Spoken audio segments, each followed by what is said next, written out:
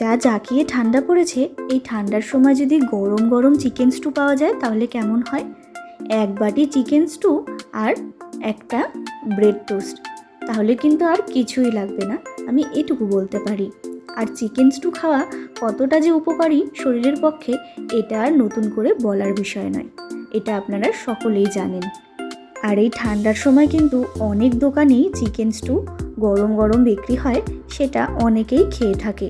তবে এইভাবে ঘরোয়া উপকরণে যদি চিকেন স্টুটা একেবারে দোকানের মধ্যেই তৈরি করা যায় তাহলে কেমন হয়। তো চলুন দেখে নেওয়া যাক কীভাবে তৈরি করেছি। তার আগে যারা এখনও আমার চ্যানেলটাকে সাবস্ক্রাইব করেননি তারা কিন্তু অবশ্যই আমার চ্যানেলটাকে সাবস্ক্রাইব করে পাশে থাকা বেল আইকনটা ক্লিক করে রাখবেন। তো প্রথমেই আমি এখানে চিকেন লেগ পিস নিয়েছি একটা বড়, আর এরকম ছোট ছোট টুকরো করে নিয়েছি। চিকেনটাকে ভালো করে ধুয়ে পরিষ্কার করে নিয়েছি। আর নিয়েছি কিছু সবজি, নিয়েছি এরকম আলু, নিয়েছি গাজর, পেঁপে, টমেটো, বিনস আর দুটো এরকম গোটা পেঁয়াজ। আমি ঠিক এরকমভাবে ডুমো ডুমো করে কেটে নিয়েছি সমস্তটা। তারপরে আর বেশি দেরি না করে ঝটপট শুরু করে দিলাম।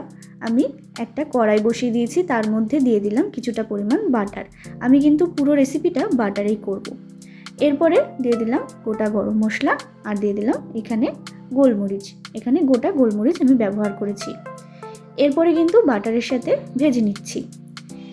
দেখবেন একটা মিষ্টি গন্ধ বেরিয়েছে, তখন এখানে দিয়ে দিতে হবে পেঁয়াজ কুচি। এখানে একটা মিডিয়াম সাইজের পেঁয়াজ কুচি আমি ব্যবহার করলাম। পেঁয়াজটাকে খুব বেশি ডিপ করে ভাজার একেবারেই দরকার নেই, হালকা করে কিন্তু ভেজে নিলেই যথেষ্ট। যখন পেঁয়াজটা এরকম হালকা করে ভাজা হয়ে যাবে তখন দিয়ে দিতে হবে থেতো করে রাখা রসুন। আমি এখানে ওই 7 থেকে 8 কোয়া মতো রসুন থেতো করে দিয়েছি। এরপরে রসুনটাকে একটু ভেজে নেওয়ার পরে, মানে রসুনের যখন কাঁচা গন্ধটা একটু চলে যাবে তখন এখানে দিয়ে দিতে হবে চিকেনটার উপরে দিয়ে দিলাম লবণ। এরপরে ভালো করে চিকেনটাকে আমি 3 থেকে 4 মিনিট মতো ভেজে নেব। তো দেখুন 3 থেকে 4 মিনিট মতো আমি চিকেনটাকে ভেজে নিয়েছি। দেখে বুঝতেই পাচ্ছেন চিকেনের কালারটা কিন্তু অনেকটা পরিমাণে ফেড হয়ে গেছে। এরপর কি করতে হবে, এরপর যেই সবজিগুলো একটুখানি শক্ত, মানে একটু সেদ্ধ হতে সময় লাগবে, সেগুলো কিন্তু আমি আগে দিয়ে দেব। যেমন পেঁপে, আলু আর গাজরটা। আর দিয়ে দিলাম দুটো পেঁয়াজ। আমি এখানে ছোট দুটো পেঁয়াজ দিয়েছি। আপনারা যদি বেশি পরিমাণে পেঁয়াজ খান তাহলে কিন্তু আরও দুটো কিংবা 3টে ব্যবহার করতে পারেন। তো দেখুন সমস্ত সবজিটাও ভেজে নিয়েছি। যেহেতু আমি বললাম আগে এই সবজিগুলো কিন্তু একটু শক্ত, তাই আগে একটুখানি ভেজে নিতে হবে। তো দেখুন বন্ধুরা ভেজে নিয়েছি সবজিগুলো। এরপরে দিয়ে দিচ্ছি টমেটো আর দিয়ে দিচ্ছি বিনসটাকেও কিন্তু আমি এরকম বড় বড় করে কেটে রেখেছি। আর দিয়ে দিলাম এখানে কয়েকটা গোটা কাঁচা লঙ্কা, আর দিয়ে দিলাম গোলমরিচ গুঁড়ো। এখানে গোটা কাঁচা লঙ্কাটা এই কারণে দিলাম, যদি আপনারা একটু স্পাইসি খেতে পছন্দ করেন তাহলে কিন্তু গোটা কাঁচা লঙ্কাটা একটুখানি গেলে দিয়ে এটা খেতে পারেন। তো দেখুন এরপর আমি কিন্তু কিছুক্ষণ রান্না করে নিয়েছি। দেখে বুঝতেই পাচ্ছেন সবজিগুলো কিন্তু অনেকটা পরিমাণে সেদ্ধ হয়ে গেছে।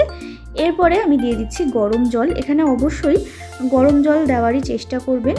স্টুতে কিন্তু সবসময় গরম জলেরই ব্যবহার করা হয়। এরপরে প্রায় আমি 20 থেকে 25 মিনিট এটাকে ঢাকা দিয়ে রান্না হতে দেব। তো দেখুন বন্ধুরা 20 থেকে 25 মিনিট পর ফিরে আসলাম। সবজিগুলো কিন্তু অনেকটা পরিমাণে সেদ্ধ হয়ে গেছে, আর মাংসটাও কিন্তু একেবারে সেদ্ধ হয়ে গেছে। আপনাদের দেখিয়ে দিচ্ছি আলুটাও সেদ্ধ হয়ে গেছে। এখানে কিন্তু গাজরটাও সেদ্ধ হয়ে গেছে খুব সুন্দর করে। যেহেতু আমি ঢাকা দিয়ে এই স্টুটা রান্না করেছি তার জন্য।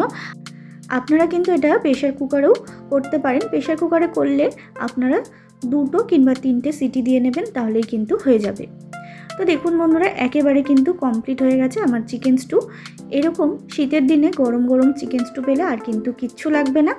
এইভাবে চিকেন স্টু করে বাড়ির সকলকে খাওয়ান, বাচ্চা থেকে বড় সকলেই কিন্তু এই চিকেন স্টুটা ভীষণ পছন্দ করবে। দোকানে গিয়ে আর খেতে হবে না, একেবারে দোকানের মতোই তৈরি হয়ে যায় খুব সহজেই চিকেন স্টু রেসিপিটা।